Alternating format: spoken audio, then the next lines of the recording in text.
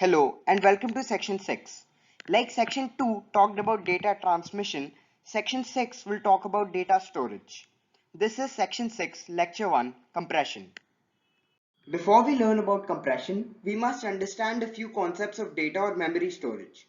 A computer has limited memory available for storage, whether it be temporary or permanent.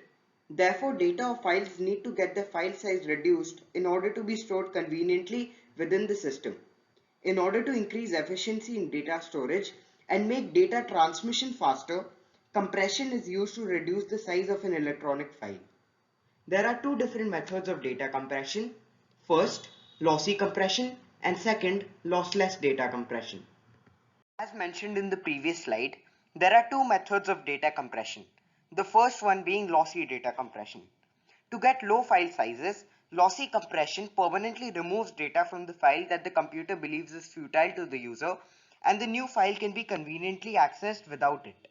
It removes parts of data from the file. For example, it removes background noise from an MP3 file. It is impossible to get the file back to its original state and quality. Lossy compression is best at creating really small file sizes, ideal for downloads or streaming.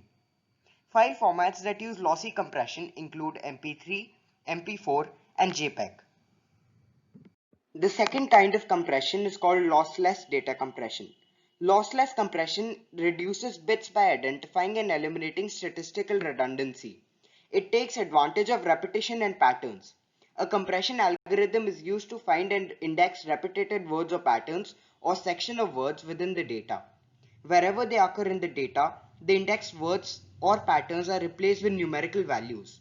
The index will need to be stored with the data and allow decompression with no loss of data. Lossless compression is ideal for compressing text or numeric files where a loss of data is unacceptable. It is mainly used in text files and spreadsheets. It is also used in PNG, GIF, and zip files.